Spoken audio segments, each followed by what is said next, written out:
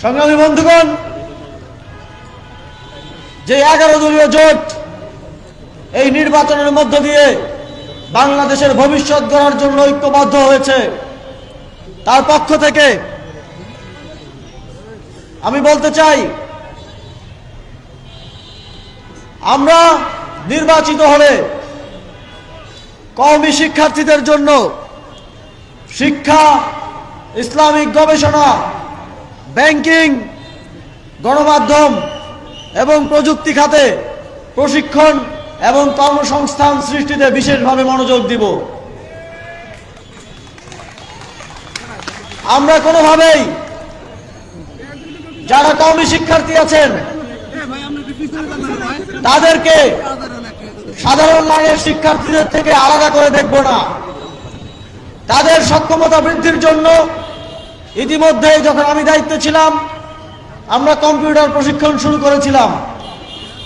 আমরা মাদ্রাসাগুলোতে করোনা বা যে কোনো ভাইরাসের এগেইনস্টে ফাইট মানি ব্যাকট্রলের লেফট রাইট। মাদ্রাসা শিক্ষার্থীদের ক্রিকেটে নিয়ে আসার জন্য প্রশিক্ষণের উদ্যোগ নিয়েছিলাম। আমরা মনে করি দেশের এই অত্যন্ত গুরুত্বপূর্ণ এবং দেশপ্রেমিক জনগোষ্ঠীকে পেছনে রেখে বাংলাদেশ সামনের দিকে এগিয়ে যেতে পারবে না। আমাদের এই কার্যক্রম আরো জোরে সোরে অব্যাহত থাকবে।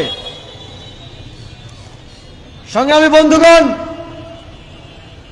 আপনারা জানেন যে জাতীয় পে স্কেল করার জন্য যে কমিশনকে দায়িত্ব দেওয়া হয়েছিল, তারা তাদের প্রস্তাব উপস্থাপন করেছেন।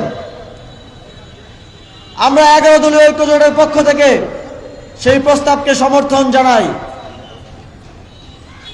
সেই প্রস্তাবে সিনিয়র পেশ ইমামদেরকে 5ম গ্রেড, পেশ ইমামদেরকে 6ষ্ঠ গ্রেড, ইমামদের 9ম গ্রেড, মুয়াজ্জিন প্রধান মুয়াজ্জিনদের 10ম গ্রেড এবং সাধারণ মুয়াজ্জিনদের 11তম গ্রেড, খাদিম প্রধান খাদিমদের 15তম গ্রেড